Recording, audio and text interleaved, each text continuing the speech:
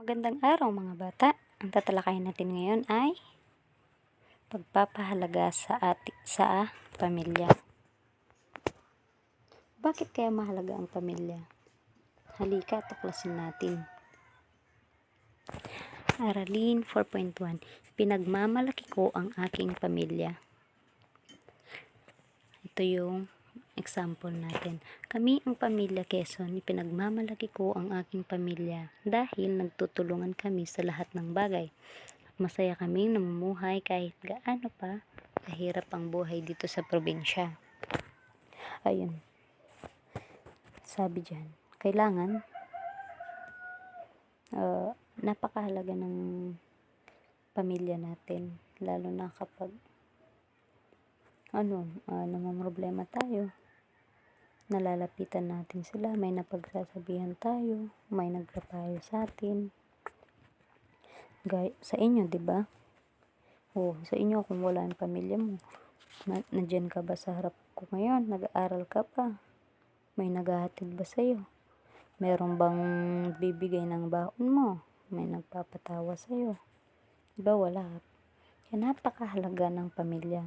Kaya kayo, huwag niyong sinisisi yung magulang niyo. 'Di ba? Minsan sinasabi natin, sana hindi na lang kita naging magulang. May mga ganun, 'di ba? Pero huwag niyong sasabihin yan kasi napakahalagang may magulang, lalo na kung kumpleto ang pamilya. Napakahalaga kasi ang pamilya ang bumubuo sa buhay natin at nagpapasaya. Tapos halimbawa, tayo pa naman, ma, papasok na ako, wala akong baon, bigyan mo akong baon. Tayo pa naman ngayon, 20 pesos lang, malungkot ka pa. Samantalang kami nun, 5 piso kaya piso, masaya na kami. Tapos, ma, hatid mo ko. Tapos papakarga ka pa nga, papahatid ka na nga lang sa school. Gusto mo, may karga-karga ka pa. Tapos maganda yung suot mo. Diba, may mga ganon. Kaya mahalaga yung pamilya, lalo na pag kumpleto, ang saya-saya, diba? Meron tayong tula. Pamagat, ang aking pamilya. Isa ito sa pinakamahalaga sa aking buhay. Pangalawa sa puong may kapal, kahit minsan istrikto si tatay at singit ko ay kinukurt ni nanay. Mga kapatid ko naman lagi akong inaaway. Mahal ko pa rin sila ng walang kapantay. Sila ang inspirasyon ko sa buhay.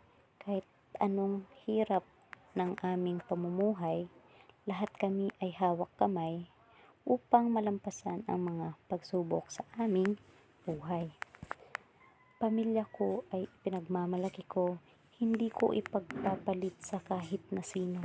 Hindi ako magiging tao kung hindi ako nilikha ng tatay at nanay ko. At walang diwatang luntian na tumutula ngayon sa inyo. Ayan, sa kwentong yan, ang sabi niya, diba, ikaw ba mabubuhay ka kung wala ang nanay at tatay mo? Ano ka? Ano ka? Yung tumubo lang basta-basta? Puno? Tumubo lang sa basta-bastang dyan? Tabi-tabi? Diba? Napakalaga talaga ng pamilya natin. Yun nga, gaya na sabi dyan, sila yung inspirasyon niya sa buhay. Dahil lahat sila hawak kamay upang malampasan yung pagsubok nila sa buhay. 'Di ba kapag nahihirapan ka sa mga exam, hindi na sa exam, sa mga gawain mo, assignment, ma, paano to? Hindi ko alam. May ganun. Kahit alam mo, talagang papatulong ka pa rin sa kanila, 'di ba? Gusto mo kasi kasama mo sila sa paggawa ng mga gawain mo. Tapos andyan naman si mama, ito naman si mama. Nak, ganito lang yan, sabi ni mama, 'di ba?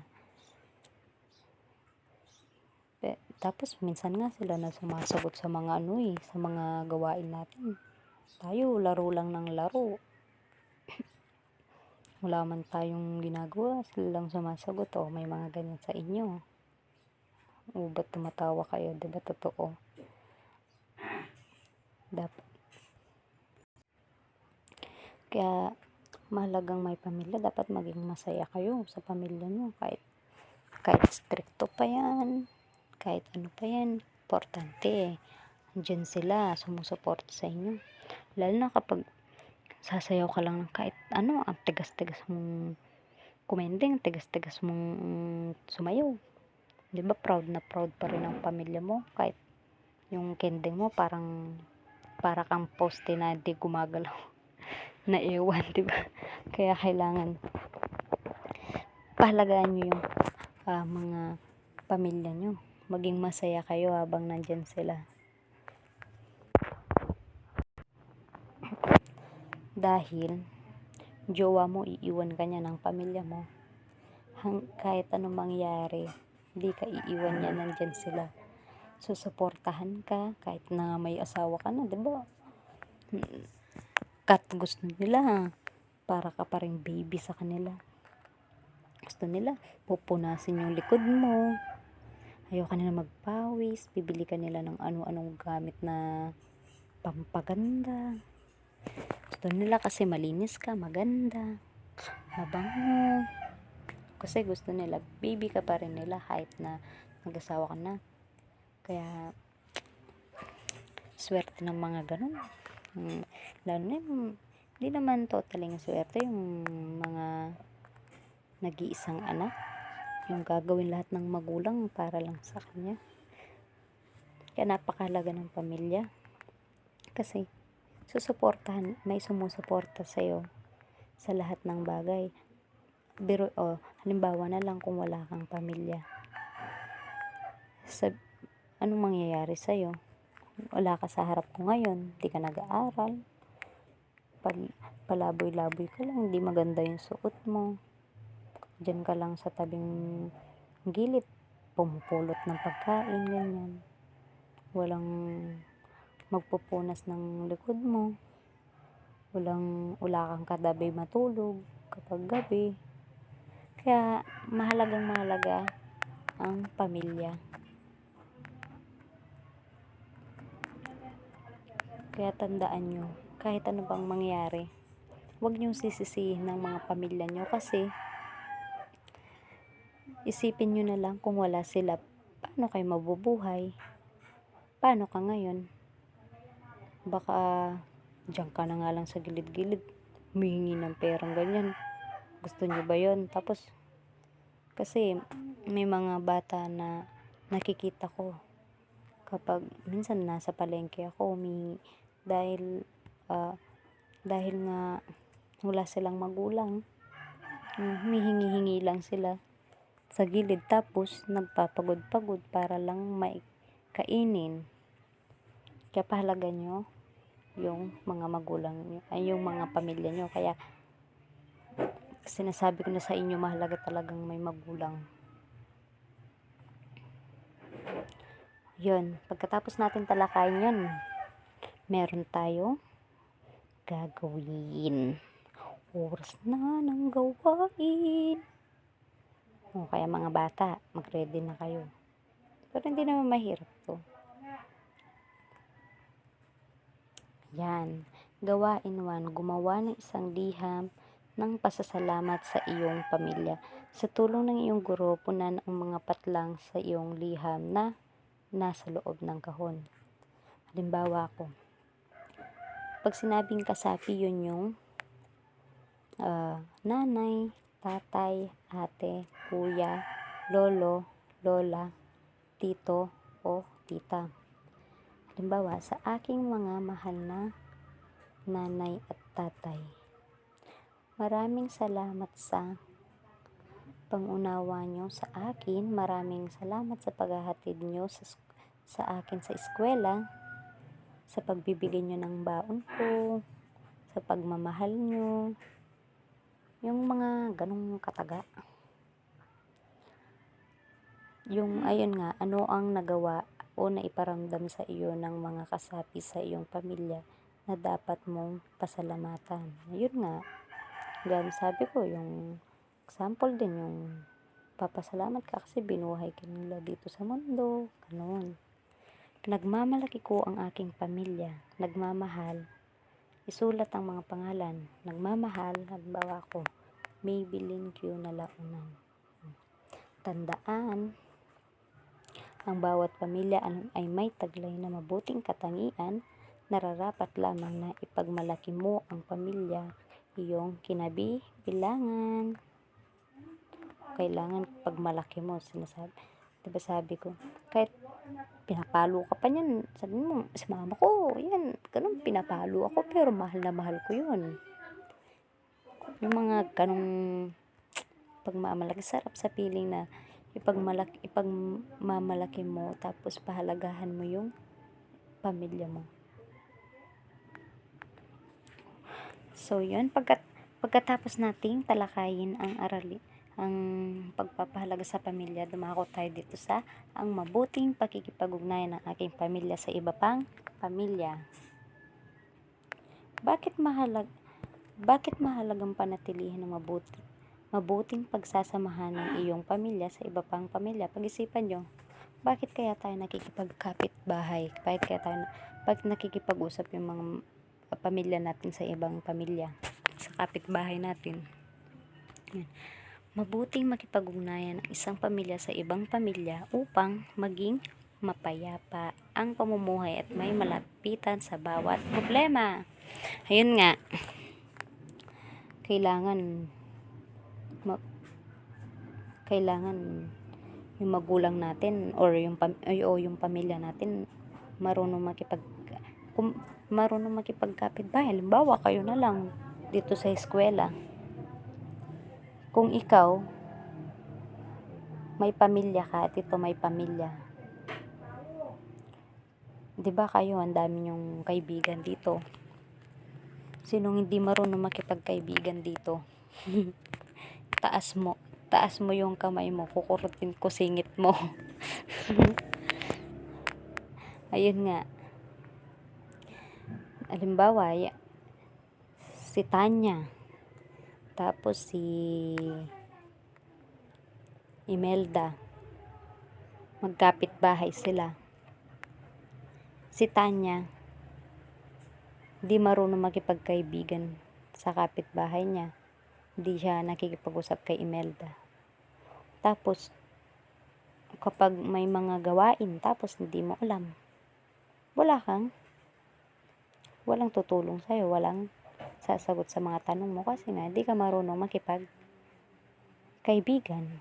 O ganun yung pakikipag-ugnayan ng pamilya natin sa ibang pamilya. O limbawa na lang, yung nanay mo namumroblema, di siya marunong makipagkaibigan, di siya nakikipag-usap sa kapitbahay, tapos lagi niya sinusungitan, sabi ni mama mo, wala akong pake sa mga ginagawa niyo, sabi niya, wala siyang pake sa mga ginagawa ng kapitbahay mo, charot kayo dyan, ewan ko sa inyo, sabi niya, ganun siya. Dahil di siya marunong makipagkaibigan, isang araw problema siya, wala na kayong kakainin, wala na kayong pambiling bigas kasi gipit na gipit kayo, ganyan, walang pambili kahit na ano, tapos marami na utang nyo, sinisingil na kayo ng mga pinag-uutangan nyo. Dahil di siya marunong makipagkaibigan, tapos lumapit siya kay dun sa kapitbahay. Tapos sabi ng kapitbahay nyo, ginaganyan-ganyan mo ako, ngayon nasan pagmamalaki mo, sabi ng kapitbahay mo. Ngayon, imbes na tulungan ka ng kapitbahay mo, lalaitin ka pa kasi nga di ka marunong makipagkaibigan. Nung meron ka, tinatawa-tawanan mo lang sila, sineche mo lang sila. Ngayon wala kang malapitan. Di katulad kapag marunong ka makipagkaibigan, sabihin mo lang, Mars, wala kaming pambiling bigas, Mars, kung pwede lang makautang muna. Kasi kawawa yung mga anak ko, ganyan. Sabihin mo lang na wala na kayong makain. Agad-agad sabihin sa'yo ng Mars mo, sige Mars, pera muna kita ng ganyan. Diba? Kaya mabuting makipagkapit-bahay ang pamilya nyo sa ibang pamilya. Tsaka, higit pa dun, hindi masyad payapa yung buhay mo. Hindi yung magulo, wala kang kaaway. Tapos may nalalapitan ka. Tapos kapag wala kang magawa sa bahay, punta ka lang sa kapitbahay, may makausap ka. Hindi masyadong tahimik yung buhay mo, yung buhay ng pamilya nyo. Kaya, halimbawa, nagka-problema kayo sa pamilya mo, sa pamilya nyo, meron kang matatakbuhan, tapos may mag-a-advise sa'yo. Maliban doon, nagkakaroon tayo ng maraming kaibigan.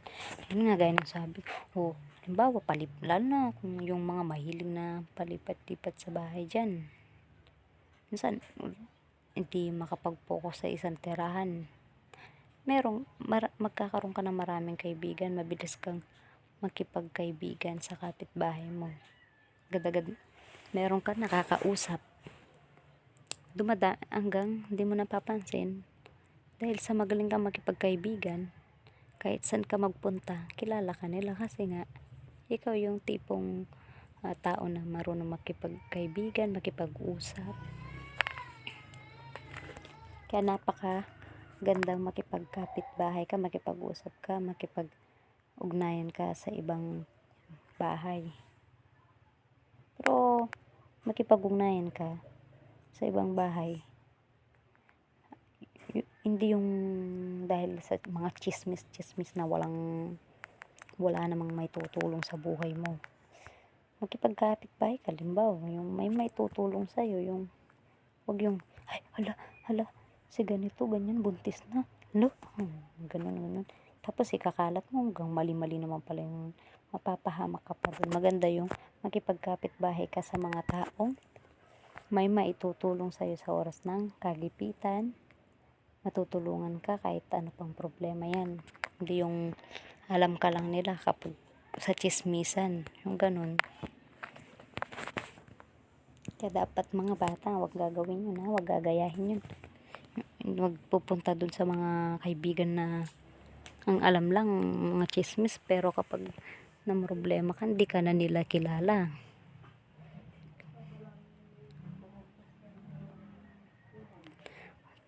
Tara. Ngayon may kukwento. Pagkatapos natin dyan, meron tayong kwento. Tara, basahin ang kwento na ito. Ang Pamilya Smith. Sinong nakakaalam nito? Wala. Sige, halika. Ang Pamilya Smith. Pagkatapos nito, pakinggan yung maayos may gagawin tayo pagkatapos nito. Ito ang pamilya Smith, si Tata Smith, Nanay Smith, Obet Smith, at Oli Smith. Marami silang kapitbahay, ngunit hindi sila namamansin. Katwiran nila, sila ay naiiba dahil kulot ang buntot nila. Araw-araw ang pamilya Smith ay walang inatupag kundi pagandahin ang buntot nila. At kapag sila ay naiimbitahan sa mga pagtitipon, ang lagi nilang sagot ay, marami pa kaming gagawin. Ang gagawin pala nila ay magsuklay at maglinis ng buntot nilang kulot at maganda. Minsan, sila ay inanyayahan ng kanilang mga kapitbahay. May pag-uusapan silang mahalaga tungkol sa nakawan sa bayan nila. Hindi dumalo ang pamilya Smith. Sila ay bala sa pagpapaganda ng buntot nila. Isang gabi, bilog ang buwan, at nahihimbing ang pamilya Smith. Pumasok ang magnanakaw sa kanilang bahay. Hinakot ng magnanakaw ang lahat ng gamit ng pamilya Smith. Natabig ng magnanakaw ang florera at nabasag. Nagising ang pamilya Smith at natakot. Nagsisigaw sila at humingi ng tulong sa mga kapitbahay. Ngunit nakatakas na ang magnanakaw. Nalungkot ang pamilya Smith. Wala na tayong gamit at pagkain. Higik ng pamilya Smith. Kinabukasan, ang pamilya Smith ay dinalhan ng damit at pagkain ng kanilang mga kapitbahay. Simula noon ay nagbago na ang pamilya Smith. Bait na mga kapitbahay nila, no? Kahit na ang ganda ng pakiramdam na may kapitbahay na kaganon. Pero wag nating wag nating tawag nito. Wag natin samantalahin. Biruin nyo, di sila namamansin. Kahit kahit walang pakialam ang pamilya Smith sa mga nangyayari sa baryo nila. Andiyan pa rin yung kapitbahay nila. Tinulungan pa rin sila. Kaya sinasabi ko na sa inyo, maganda talaga makipagkapitbahay ka sa oras ng kagipitan o anuman. Yan, gaya nila. May tutulong sa'yo. At hindi ka na mahihirapang humingi ng tulong. Pero sila, no, ang bait ng kapitbahay nila. Kahit na yung nagmamalaki yung pamilya Smith, laging busy, walang pakialam kahit ano anyaya sa kanila, tinulungan pa rin sila. So, dyan nagtapos yung kwento ng pamilya Smith. Yun nga, simula noon ay nagbago na ang pamilya Smith o nakikipagkapitbahay na sila. Ngayon, sagutin nyo ang mga sumusunod. Itanong ang mga sumusunod. Ilan ang kasapi ng pamilya Smith? Ano ang paboritong gawin ng pamilya Smith?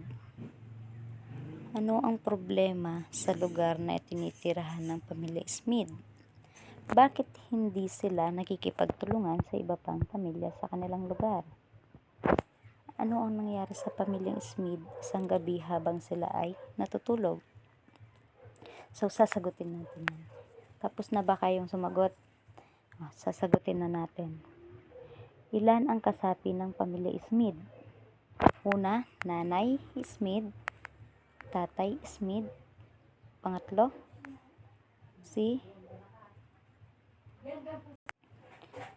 ay si Obet Smith. Pang-apat naman ay si Oli. O ilan sila? Apat ang kasapi. Pangalawa, ano ang paboritong gawin ng pamilya Smith? Ano nga ba? Sino makakasagot? Tama. Paboritong gawin ng pamilya Smith ay magsuklay at maglinis ng kanilang kulot at magandang buntot.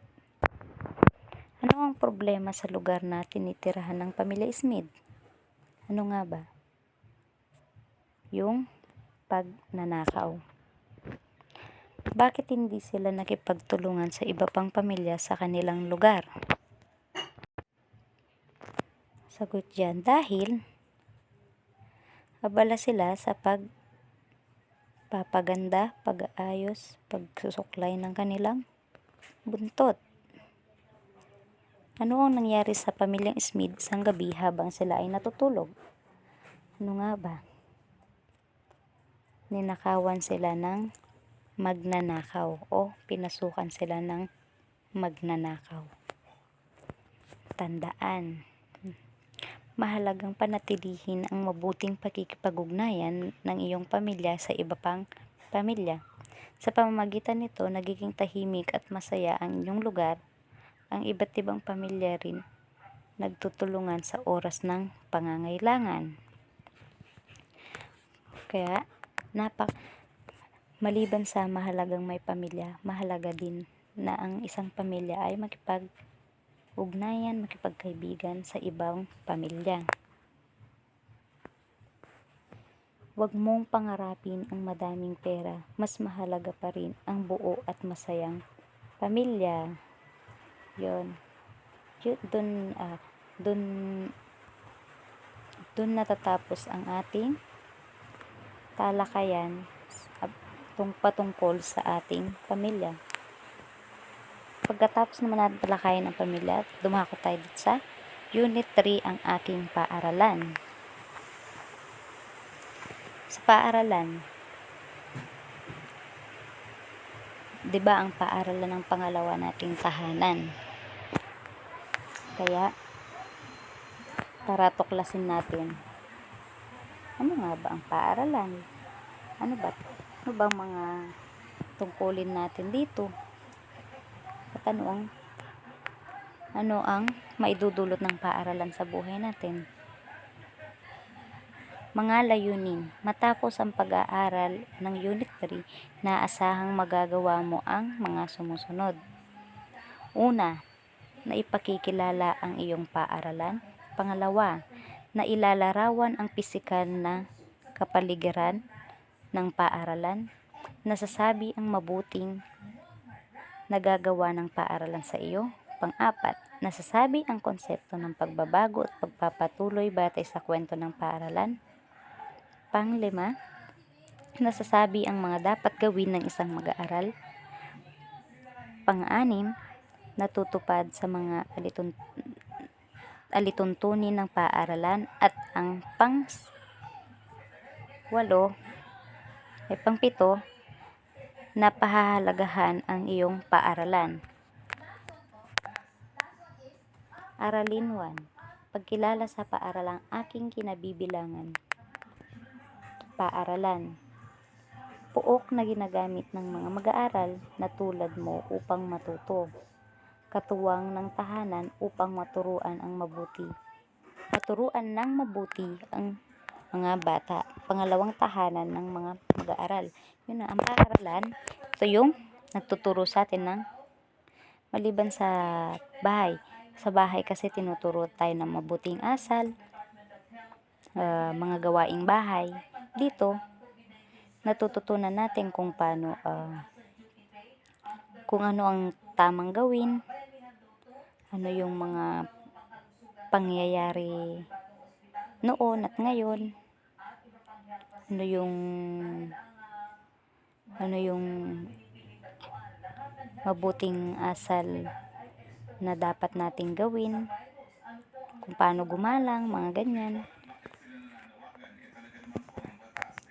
Mahalaga impormasyon tungkol sa paaralang pinasukan. Una, kailangan alam mo ang pangalan ng paaralan. Pangalawa, pagkatatag ng paaralan, kung kailan ito ginawa, kailan ito nagumpisa. Pangatlo, kinaroroonan o lokasyon ng paaralan. Pangatlo, kung saan to nakatayo, saang lugar to naroroon. Kilalanin ang iyong paaralan. Ito. Ang aking paaralan ay Kalangitan Elementary School. Itinayo ito noong 1992. Ito ay nasa Sitio Kalangitan, Capas, Tarlac. Mga bahagi at paligid ng paaralan. Ito naman yung mga matutuklasan naman natin dito yung mga bahagi at yung bawat sulok ng paaralan. Una ay ang silid-aralan, lugar kung saan natututo ang mga mag-aaral. Mayroon itong mga upuan, mesa, pisara at larawan ng mga aralin. Halimbawa, ito dito sa atin.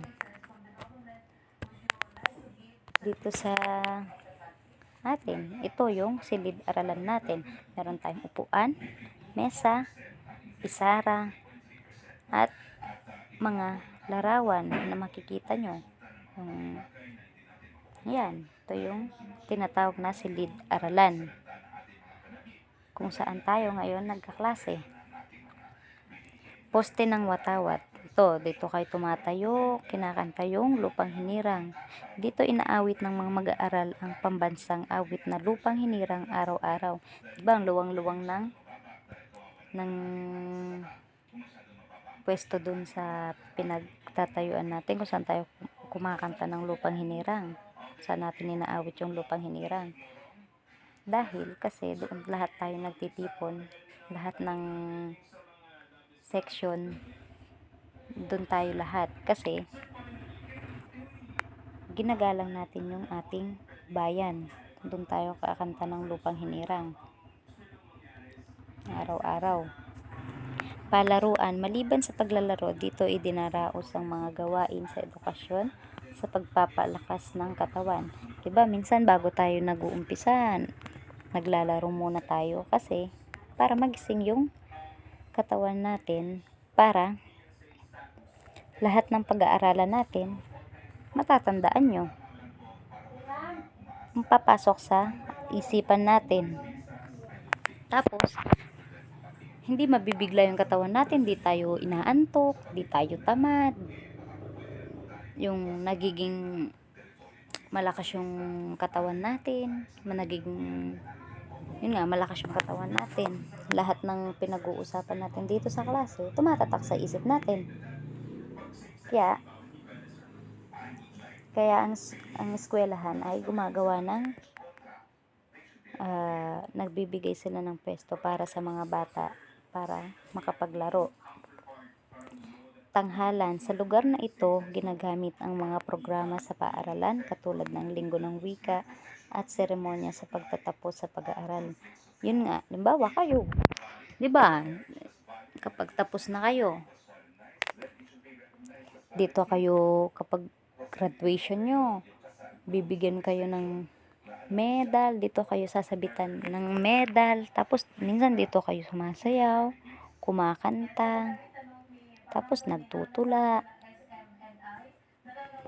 Yun yung tanghalan. Yan ang tanghalan. Tanggapan ng pinuno ng paaralan.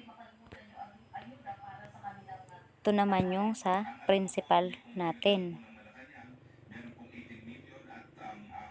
Kapag may mga bisita, may mga, 'di ba kami, minsan pumupunta kami sa principal office dun sa tanggapan ng pinunong paaralan pag may gusto kaming, o kaya may naghanap sa principal, si mama mo gusto niya kausapin si principal kasi ganito, umiyak ka, umuwi ka, ganyan.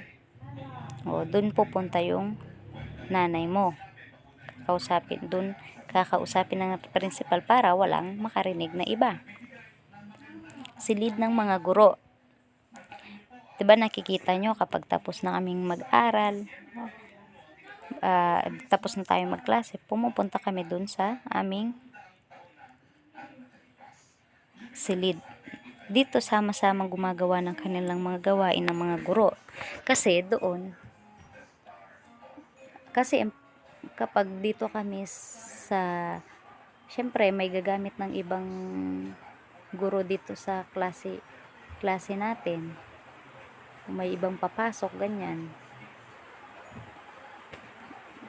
Kaya meron kaming sariling upu-upuan doon para doon namin gawin yung mga ginagawa namin para wala ring nangiistorbo sa amin, para natapos namin maaga. Silid aklatan. Narito ang mga aklat at iba pang gamit na binabasa at pinag-aaralan. Ito naman, 'di ba, kapag may mga kailangan kayong mga libro, gusto nyo magbasa ng mga kwento, punta lang kayo dito sa Silid Aklatan. Narito lahat yung mga libro na gusto nyong basahin. Maraming makikita dito ng mga kwento. Kantina. Dito kumakain ng mga mag-aaral, guro at kawani ng paaralan. Yun, dito kayo, diba, meron tayong tinatawag na kantin doon. Kapag nagugutom kayo, diba, bibili kayo. Kapag gusto nyong kumain, pupunta lang kayo sa kantin, kahit na minsan medyo mahal yung mga nagbebenta. Kasi Syempre, sa inyo lang yun, walang ibang bumibili kundi lang kayong mga mag-aaral dito sa loob ng paaralan na to. Tanggapan ng tagapayo ng patnubay. Dito ang opisina ng guidance counselor na siyang nagbibigay tulong sa mga mag-aaral sa kanilang pag-aaral at asal sa paaralan. Yun nga, halimbawa, ikaw, tapos nag-away kayo nung kaklase mo. Dito kayo dadalhin para pag-usapan nyo yung nangyari, kung sino nagsimula, sino yung gumawa, kaya kung ano yung reklamo nyo dito sa eskwela, ganyan, dito kayo pupunta sa tanggapan ng tagapayong patnubay. Klinika, bahagi ng paaralan na nangangalaga sa kalusugan ng mga guro, mag-aaral at mga kawani. Ito, halimbawa, dahil syempre takbo-takbo kayo, no? Tapos nasugatan ka, di mo alam saan ka pupunta. Ito yung tatakbuhan mo yung klinika para meron tayong naghihintay na manggagamot sa'yo doon. Bibigyan ka niya ng mga gamot at pagagalingin niya yung sugat mo. Pagkatapos nun, meron tayong mga gawain na naman. Halina, gumawa. Ayan. Gawain 1. Iguhit ang iyong paaralan sa loob ng kahon sa ibaba. Gawing makulay ang iyong iginuhit. Ngayon, gumuhit kayo ng paaralan. Iguhit mo tong ating silid-aralan dito. Tapos, lagyan mo ng kulay. Nasa sayo na yung paano mo pagandahin. Gusto mo, lagyan mo ng mga puno-puno. Lagyan mo ng mga nakadikit-dikit. Tapos maganda yung kulay, ganyan. Ikaw nang bahalang mag-kulay. Basta, ang pinakamaganda ang siyang mabibigyan ng premyo. Tapos, bibigyan din natin ng stars.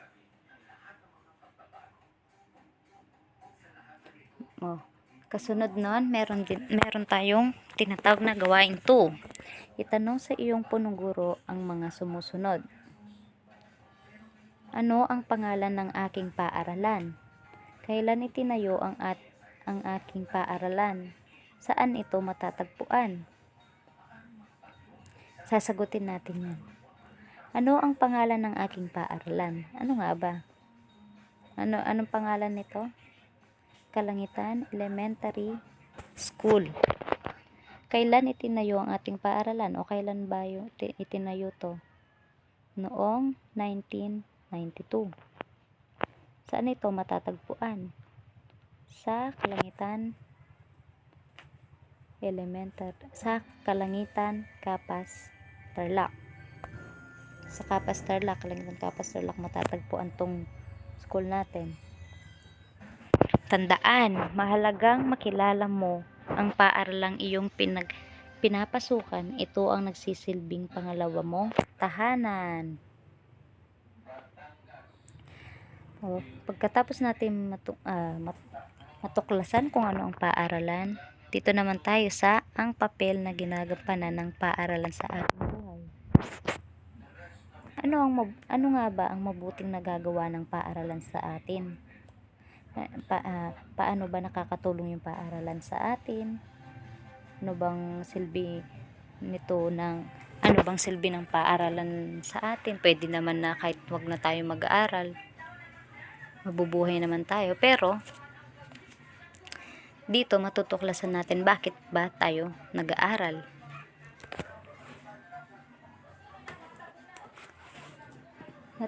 Una, natutuhan kong magbasa sa paaralan. Yun, natututunan natin magbasa, natututunan natin isulat yung pangalan natin, nalalaman natin kung anong pangalan natin. Tapos natututo tayong isagawa kung ano yung, halimbawa na lang, nagtitinda ka, di ka marunong magsulat, o kaya may nangutang sa'yo, kaya merong gusto mong magsukli, hindi ka marunong magsukli. Paano mo susuklian to? Paano mo baka lugi na kayo, baka 20 yung pera niya, tapos sinuklain mo pa ng ng ano, ng 21 pesos. O, edi lugi ka na. Baka best na padagdag yung benta nyo, pabawas pa ng pabawas, di ba? Kailangan marunong tayong magsulat, marunong tayong sagutin, marunong tayong magkwenta ng mga math. Lalo na sa math, di ko gusto yung math, pero kailangan talaga nating matutunan yun. O kaya, limbawa, sabi ni mama mo, anak, ikaw nga magbasa nito, malabo mata ko. Tapos importante yung pinapabasa niya, hindi ka nag-aral, wala kang alam. Hindi naman sa wala kang alam, hindi mo alam kung paano basahin yun, di ba? Paano nyo masasagot dalawa ni mama mo yun kung hindi ka marunong magbasa? Tapos paano yung yung hinaharap mo pag di ka marunong magbasa, di ba? Baka nagkaanak ka, sabi ng anak mo, pa, ma, tulungan niyo po ako dito, di ko alam gawin to, ganyan ganyan. O paano mo siya matutulungan kung tsaka paano mo siya matuturuan kung di ka marunong magbasa, di ba? Napakahirap kasi ako, papa ko di marunong magbasa. Kaya nagsumikap kaming mag-aral ng maayos para makabasa kami, kasi nga si papa ko hindi siya marunong magbasa. Walang magtuturo sa amin kundi pagsisikap lang namin. Kaya ayun, ang ginawa ko, naging inspirasyon ko ang papa ko. Dahil di siya marunong magbasa, inaisip ko, paano kapag di pa ako marunong magbasa, ano mangyayari sa akin, di ba? Kaya napakahalagang makapag-aral tayo ng maayos. Napakahalaga ng paaralan sa buhay natin. Pangalawa, nakakapaglaro ako kasama ang mga kaibigan ko sa paaralan. Yun nga, dahil din sa paaralan, nagkakaroon tayo ng maraming kaibigan, nakapaglaro tayo ng maraming kaibigan. Kasi pag sa bahay ka lang, ulit-ulit lang na may mga kaibigan mo, dyan lang yung mga kalaro mo. Sa school, mas lalo pang lumalawak yung kaibigan mo, dumadami yung kaibigan mo. May mga nagbibigay sa yung pagkain, kapag wala kang baon, walang maibigay sa'yo si mama mo. Pangatlo, nakakaguhit, nakakasulat, at nakakabasa ako sa tulong ng aking paaralan. Yun nga, sa paaralan kasi, natututo tayo. Kasi pag sa bahay lang, ginagawa natin, linis, tapos di natin nahahasa yung pagsulat natin, pagguhit. Di mo alam, marunong ka palang gumuhit, magaling ka palang gumuhit. Diba? Kapag sa bahay ka lang, di mo alam na marunong ka pala ng ganun. Pag sa school kasi, diba, halos sa school, halos pinapagawa is gumuhit kayo, magsulat kayo, ganyan, kulayan nyo to. Doon, nailalabas natin kung yung kagalingan natin sa pagguhit, pagkulay. Kaya laking tulong ng paaralan sa buhay natin. Kaya kinakailangan, mahalagang marunong tayong mag-aral tayo ng mabuti para sa hinaharap din natin, para hindi tayo mahirapan. Yun, pagkatapos ng lahat ng yon, meron tayong gawain. Ano ang iyong masasayang karanasan sa paaralan? Pumili ng 3 masayang karanasan at iguhit ito sa loob ng mga bilog. Ang masayang karanasan ko sa paaralan. Halimbawa, ang masayang karanasan ko sa paaralan. Ang masayang karanasan ko dito, yung kinukurot yung singit ko ng teacher ko, kasi matigas yung ulo ko. Pero gustong-gusto ko yun. Kasi yung nakikiliti ako sa singit, tawang-tawa ako dun. Tapos masaya ako dun. Doon ako masaya. Pangalawa, ah, yun nga, yung ang masasayang ang karanasan ko pa sa paaralan ko, yung ang masayang karanasan ko pa yung nakakapaglaro ako, yung mga laruan na wala sa bahay namin, nalalaro ko din dun sa school namin. Yung halimbawa, yung ano na yun, yung tinatawag nilang patol-gusgusan, ang tawag na yun. Yung basta may yun padulasan. Yun, yung padulasan nilalaro. Yun, wala kaming ganun sa bahay. Sa school ko lang naranasan yun. Masayang masaya ako dun. Gusto ko nga lagi recess namin para naglalaro ako dun. Tapos yung pangatlo, yung ginaganyan ako, yung pinaparusahan ako, yung libro. Tapos nasa labas kami. Yung best na mainis ako nun. Masaya pa ako. Mas gusto kong ginaganon ako. Mas gusto kong nandun ako sa nakatayo. Kasi kapag nakatayo ako, nakikinig ako. Kasi kapag nakaupo ako, parang naboboard ako. Masyadong ginagawa. Pero hindi ko sinabing gayahin nyo yun yun lang yung trip ko. Yun yung gusto ko eh. Siyempre, iba-iba naman tayo ng gusto, di ba? Matandaan, ang paaralan ay isang lugar na marami kang makikilalang bagong kaibigan na iyong makakalaro, makakasama sa pagbabasa, pagsusulat, pagguhit, at iba pang mga gawain para matuto. Mahalaga ang papel na ginagampanan ng paaralan sa iyong buhay. At yun, meron akong isang katagaang wastong edukasyon ay pahalagahan. Ito ay susi sa iyong kinabukasan. O yun, maraming salamat mga bata sa pakikinig. Ayan na. O, magpe-pray na tayo ng closing na natin. God, thank you po kasi natapos na po tong lesson namin. Ingatan nyo po kami. Kayo na pong bahala sa pag-uwi namin. Salamat po sa mga natutunan namin sa araw na ito. God, maraming salamat po. Bye-bye na mga bata. God bless to all. Ingat kayo.